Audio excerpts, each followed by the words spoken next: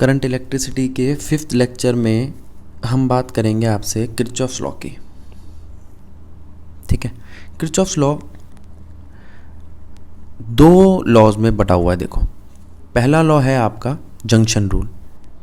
ठीक है, इसे करंट रूल भी कह सकते हो आप, करंट रूल या करंट लॉ। ये रूल ये कहता है कि किसी जंक्शन पर कितना करंट आ रहा है और कितना करंट जा रहा है ये इक्वल होगा। मतलब I1 आ रहा है, I3 आ रहा है, I2 जा रहा है और I4 जा रहा है। तो I1 plus I3 equals to I2 plus I4। ठीक है, या आप यूँ कह सकते हो I1 plus I3 minus I2 जा रहा है नहीं, minus I4 is equals to 0। अब अगर आपको ये तीन करंट पता है तो आप चौथे करंट का पता लगा सकते हैं, क्योंकि चारों का सम इक्वल्स टू 0 होगा। आने वाले हम पॉजिटिव ले लेंगे और जाने वाले नेगेटिव। ठीक है, देखो क्या कहता है, this law is also known as junction rule और current law. According to it the algebraical sum of currents meeting at a junction is 0। तो एल्जेब्रिकल सम ही करा था हमने, I1 plus I2 minus I3 minus I4 is equals to 0। ये negative sign का मतलब है ये करंट जा रहा है, और पॉजिटिव साइन का मतलब करंट जंक्शन पे आ रहा है। ठीक है, दूसरी बात, in a circuit at any junction the sum of the currents entering the junction must be equal to the sum of current leaving the junction. ठीक, आगे चलते हैं। सेकेंड लॉ क्या कहता है किरचॉफ का? किरचॉफ्स रूल का सेकेंड लॉ कहता है, ये रूल लूप रूल या पोटेंशियल रूल या वोल्टेज रूल के नाम से जाना जाता है। यहाँ पर हम वोल्टेज की बात करेंगे कि भाई यहाँ पर जो पोटेंशियल है वो क्या है। हम पहले से जानते हैं कि पोटेंशियल होता है आपका करंट इनटू रेजिस्टेंस। उसी रूल का इस्तेमाल करेंगे और इसमें बस डायरेक्शन पे काम करना है कि किस तरीके से हम उनकी डायरेक्शन को देखते हैं। ठीक है, this rule is also known as the loop rule और वोल्टेज रूल। ठीक है, किरचॉफ्स वोल्टेज रूल या voltage law. And according to it the algebraical sum of changes in potential in compound traverse of a mesh is 0। अब ये mash क्या है? मतलब आप जब कोई सर्किट बनाते हो तो उसमें आप देखते हो, जैसे मान लो ये एक सर्किट बनाया मैंने,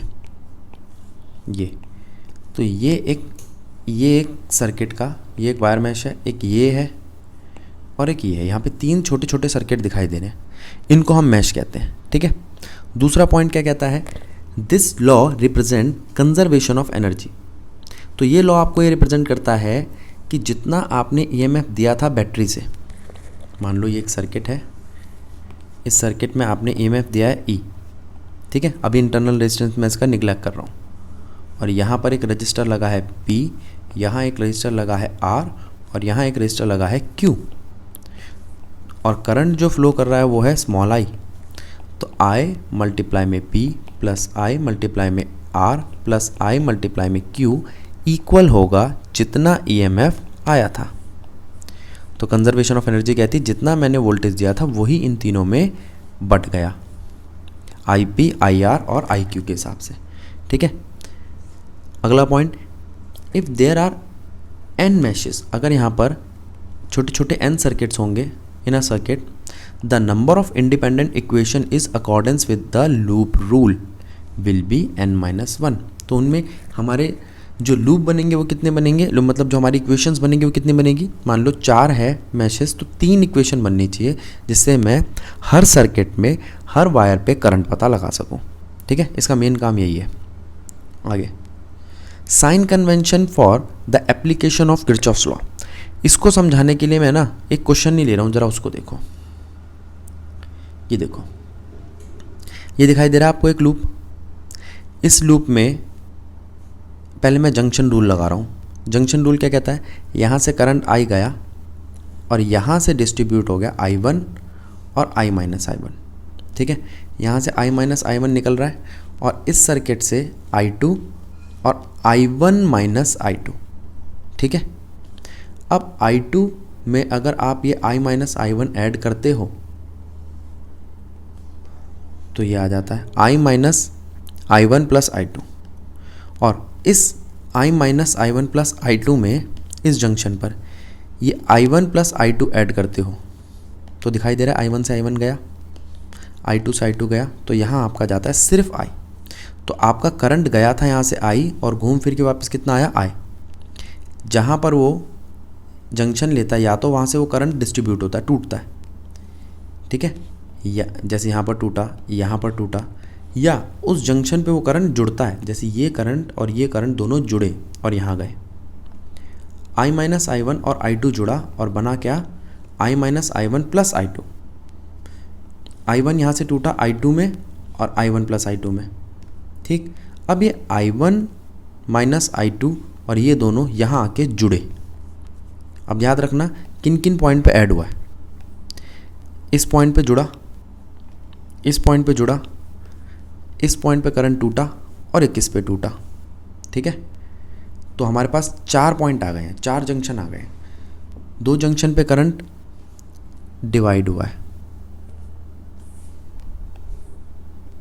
ये, और 2 जंक्शंस पे करंट ऐड हुआ। ये आ रहा था करंट, ये आ रहा था और ऐड हो गया। ये करंट यहाँ से आ रहा था, ये करंट यहाँ से आ रहा था और ये यहाँ ऐड हो गया, ठीक है। अच्छा, अब हम बात करते हैं इसमें पोटेंशियल ढूंढने की, पोटेंशियल रूल लगाने की। तो मैंने इसी सर्किट में आपको रेजिस्टर लगा दिए, R1, R2, R3 दिखाई दे रहे होंगे आपको, देखो R1, R2, R3, ठीक है।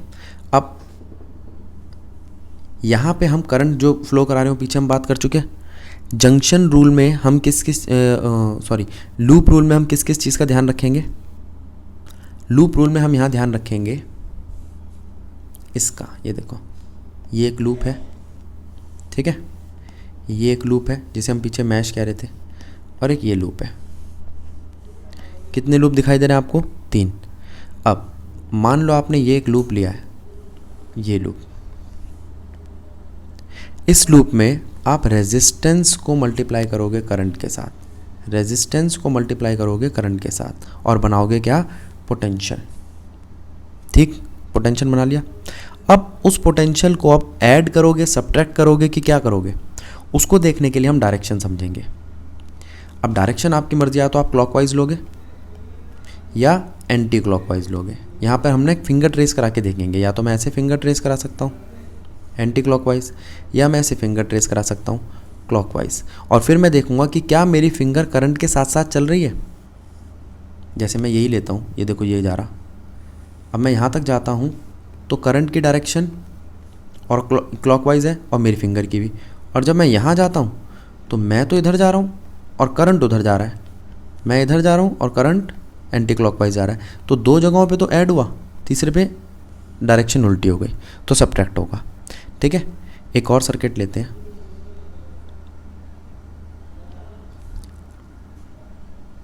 ये एक सर्किट लिया, देखो ये थोड़ा आसान सर्किट है, इस पे ध्यान देते हैं। यहाँ पे हमने करंट फ्लो कराया, यहाँ से I करंट गया, I1 इधर, I माइनस आई वन इधर, ये I1 गया ऊपर, इधर गया, इधर गया और नीचे, ठीक है। अब I माइनस आई वन और I1 जब यहाँ आके जुड़ेंगे तो फिर दोबारा I बन जाएंगे और करंट इधर आ जाएगा, ठीक। लूप लेते हैं, पहला लूप क्या लिया है हमने, देखो in loop A B C A, loop ध्यान दो, A B C A, मुझे पोटेंशियल ढूंढना है। अब मैं इसके अंदर अभी केस ले रहा हूं क्लॉकवाइज, क्लॉकवाइज के अंदर मुझे करंट दिखाई दे रहा है यहाँ पर I1 और रेजिस्टेंस दिखाई दे रहा है R1 प्लस I1 R2, देखो I1 R1, I1 R2, I1 R3, ठीक है, इज इक्वल्स टू, यहाँ पोटेंशियल कितना है इस सर्किट के अंदर, ए बी सी में पोटेंशियल कितना है 0 वोल्ट। ठीक है, ये बन गई इक्वेशन 1। अब ए सी डी ए सर्किट ले, तो सर्किट ए सी डी ए,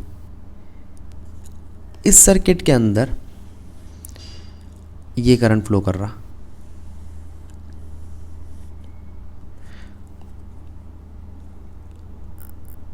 तो आपका करंट क्या आएगा, I माइनस I1 मल्टीप्लाई में R5 R4। मैंने दोनों को साथ ले लिया, हम जानते भी है सीरीज़ में तो रेजिस्टर ऐड ही होंगे। और नीचे जाते हुए IR6, ये देखो, इज इक्वल्स टू जितना पोटेंशियल आएगा। ठीक है, बन गई दो इक्वेशन, एक इस लूप की बनी है और एक इस लूप की बनी है। अब मेरी बात सुनना, जब मैंने ऊपर वाला लूप लिया था तो आपने ये नहीं देखा कि हमने ये डायरेक्शन ली थी फिंगर ट्रेस कराने की, और करंट की डायरेक्शन यहाँ सेम थी, यहाँ सेम थी, लेकिन यहाँ ऑपोजिट थी। कहाँ पे, इस सर्किट में। ठीक है, ये वाली साइड में। ऊपर वाले क्वेश्चन में ना, ऊपर वाली इक्वेशन में मैंने ये इक्वेशन ऐड नहीं करी, ये देखो, minus I minus I1 multiply में R4 प्लस R5। ज़रा ध्यान दो, इस इक्वेशन को कहाँ से लिया है मैंने, इस वाली रो के लिए, ये इस वाली लाइन के लिए। ठीक है, और ये तीनों कहाँ पे थे, ये तीनों थे इसके लिए। ठीक ठीक है, दोबारा समझा रहा हूँ। सर्किट या लूप ए बी सी ए में I1 R1 plus I1 R2 plus I1 R3, I1 R1 plus I1 R2 plus I1 R3, इसी डायरेक्शन में मैं चल रहा हूँ, फिंगर ट्रेस करा रहा हूँ, और इसी डायरेक्शन में करंट चल रहा है। जब मैं इधर आता हूँ तो करंट इधर चल रहा है और मैं इधर जा रहा हूँ क्लॉकवाइज के हिसाब से। ठीक है, तो फिंगर ट्रेस कराने की डायरेक्शन करंट से उल्टी हो गई, इसलिए जो वैल्यू आएगी वो आएगी negative, minus I minus I1 R4 plus R5। ठीक है, अब लेते हैं loop A C D A, A C D A. इस लूप में ये पॉजिटिव, ये पॉजिटिव, ये पॉजिटिव, इसमें कोई चीज़ नेगेटिव नहीं आई। ठीक है, अब एक चीज़ और ध्यान रखना, इस बैटरी की डायरेक्शन कैसे लगेगी। अगर आप बैटरी के पॉजिटिव साइड से चलते हैं तो यहाँ पर पॉजिटिव 10 आएगा, और अगर मैं यहाँ से चलता तो नेगेटिव 10 आता। मैं लेके चलता हूँ इस इक्वेशन को फॉर एंटी क्लॉकवाइज। अगर एंटी क्लॉकवाइज की अगर मैं आपसे बात करूँ तो यहाँ आएगा आपका ये एंटी क्लॉकवाइज,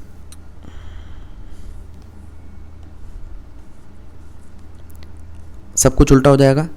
R6 के साथ मल्टीप्लाई होगा I, ये दिखाई दे रहा R6I, और ये नीचे जाएगा तो I minus I1 R4 plus R5, I minus I1 R4 plus R5 is equals to, ये पोटेंशियल आएगा आपका माइनस 10 वोल्ट। क्यों? क्योंकि इस बार जो हम जंक्शन में चले हैं वो नेगेटिव जंक्शन से चले हैं, इसलिए माइनस का 10 वोल्ट आया। याद रहेगा?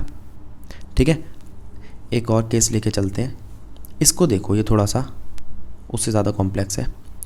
तो इस केस में हमने क्या किया, फिर से आपका आई करंट लिया, आई करंट को फ्लो कराया, वो आई करंट यहाँ पे बट गया I1 में और I माइनस I1 में। ठीक है, अच्छा, एक तो I1 और I माइनस I1 लेना, ये मत करना कि यहाँ पर गया I1 यहाँ पर गया I2। इससे क्या होगा, वेरिएबल बढ़ जाएंगे। जब आपको पता है जंक्शन रूल है, यहाँ का जो करंट है वो दोनों में डिस्ट्रीब्यूट होगा, तो अगर यहाँ 10 एम्पेयर करंट था, इधर I1 गया तो उधर 10 माइनस I1 ही तो जाएगा। नया वेरिएबल बनाने की ज़रूरत क्या है। ठीक, चलो अब यहाँ से i माइनस आई वन जा रहा है ऊपर, ये भी जा रहा है इधर, और यहाँ से ये फिर टूट गया i2 में, यहाँ i2 गया और यहाँ i माइनस आई टू गया। दोबारा सुनेंगे, ये i2 इस i माइनस आई वन में ऐड होगा जो मैंने आपको जंक्शन रूल में बताया था, और ये जो पूरी वैल्यू है i minus I one plus I two वो इस i1 माइनस आई टू में ऐड होगा। तो i1 से i1 गया, i2 से i2 गया, हमारा फिर दोबारा i करंट आ गया। ठीक, अब हम कुछ लूप ले रहे हैं। देखो पहला लूप हमने क्या लिया है, ए डी एफ ए, ये देखो आपको दिख रहा होगा ये लूप AEDFA। इस लूप में यह आता है R7 करंट, R7 रेजिस्टेंस जिसके साथ ये करंट है, R7 मल्टीप्लाई में I1 माइनस I2। इसके आगे चलते हैं तो R8 मल्टीप्लाई में I, आगे चलते हैं तो R9 मल्टीप्लाई में I। ठीक है, सब पॉजिटिव थे क्योंकि जिस जगह में फिंगर ट्रेस करा था उसी में ही आपके करंट की डायरेक्शन थी। इज इक्वल्स टू कितना पोटेंशियल है बैटरी का, 10 वोल्ट। एक और सर्किट लेते हैं। अब सर्किट लिया है मैंने ABC, अब ज़रा ध्यान देना, ABCA, इधर पॉजिटिव पॉजिटिव। अब मैं इधर आ रहा हूँ और करंट के एरो सारे के सारे इधर हैं तो नेगेटिव। देखो ये पर्पल कलर से जो बनाया है ये एंटी क्लॉकवाइज है, और जो ये ब्लू कलर से बनाया है ये क्लॉकवाइज है, तो ये सारा पॉजिटिव ये नेगेटिव। अब आ जाओ, तो मैंने क्या करा, मैंने सारे रजिस्टर सीरीज़ में थे एक साथ ले लिए, R1 plus R2 plus R3 plus R4 multiplied by I minus I1, और ये आपका पॉजिटिव है।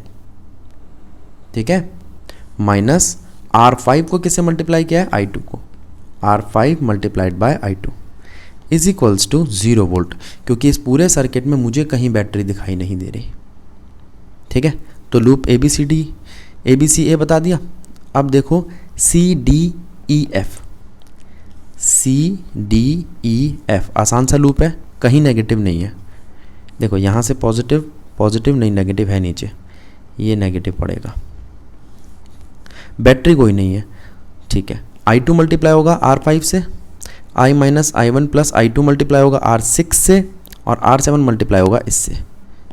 ठीक है, किस इक्वेशन को नेगेटिव लिया हमने, R7 मल्टीप्लाई में I1 माइनस I2। 3 इक्वेशंस आ गई हमारे पास, एक इक्वेशन, 2 इक्वेशन, 3 इक्वेशन। तीनों का एलिमिनेशन मेथड लगा के हम I1, I2 और I3 की वैल्यू निकाल सकते हैं। ठीक है, एक ये इक्वेशन करा दिया आपको, एक ये करा दी। अब ये NCERT का क्वेश्चन है बेटा, इसको खुद सॉल्व करने की कोशिश करना। इसमें बैटरी एक से ज़्यादा दी हुई है तो कोई दिक्कत नहीं है, यहाँ से करंट फ्लो करना चालू करता है I1, यहाँ I2 जाता है और यहाँ I1 माइनस I2। ठीक है, इस बैटरी का अपना I3 करंट फ्लो करना शुरू करता है, वो I3 इधर जाता है, I2 इधर जाता है, तो I3 प्लस I2 हो जाता है। अब इसमें से जो करंट जाएगा बैटरी की तरफ वो तो वही जाएगा जो निकला था, यानी कि I1। तो I2 और I3 में से I1 माइनस कर दो, वो इधर जाएगा, I2 plus I3 minus I1। अब आप 3 लूप ले सकते हो, 1 2 और 3। ठीक है, 3 लूप मैंने क्यों लिए, क्योंकि मेरे पास 3 वेरिएबल्स है, I1 I2 I3। ठीक है, उसके हिसाब से मैंने लूप ले लिए। लूप लिए, 3 इक्वेशंस बनाई, उनको सॉल्व किया। इसको देख लो एक बारी, वीडियो पॉज करके इसका स्क्रीनशॉट ले लो, फिर आगे चलते हैं। ठीक है, अब देखो ये थोड़ा सा कॉम्प्लेक्स लगता है कि भाई इतना बड़ा सर्किट है कैसे काम करेंगे, तो यहाँ पर इसने एक आसान चीज़ कर रखी है, सारे रजिस्टर 1 ओम के, तो करंट को डिस्ट्रीब्यूट करना आसान है। तो करंट को आप ये मत कीजिए कि यहाँ पर एक I था वो I1 I2 में टूट गया, नहीं, एक I था वो टूट गया I/2 में। तो इन्होंने क्या किया, सबसे पहले 3 एम्पेयर का करंट लिया, उसको तोड़ा बराबर के I एम्पेयर में। अब वो आगे जाके जब टूटा तो I/2 और I/2 में, I/2 और I/2 में, क्योंकि रेजिस्टेंस 12 के 12 रजिस्टर की सेम है, रेजिस्टेंस सेम है तो करंट भी बराबर बटेगा। ठीक है, अच्छा अब ये I1 यहाँ आ रहा है और यहाँ से भी I/2 यहाँ से भी I/2 आ रहा है, तो ये I/2 के साथ जुड़ के जो बनाएगा वो है I।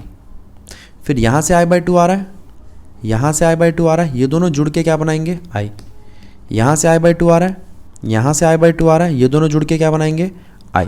अब 3I फिर से जुड़ के बना लेंगे I3। अब एक बात का ध्यान रखना, यहाँ पर सिर्फ एक ही वेरिएबल है करंट का।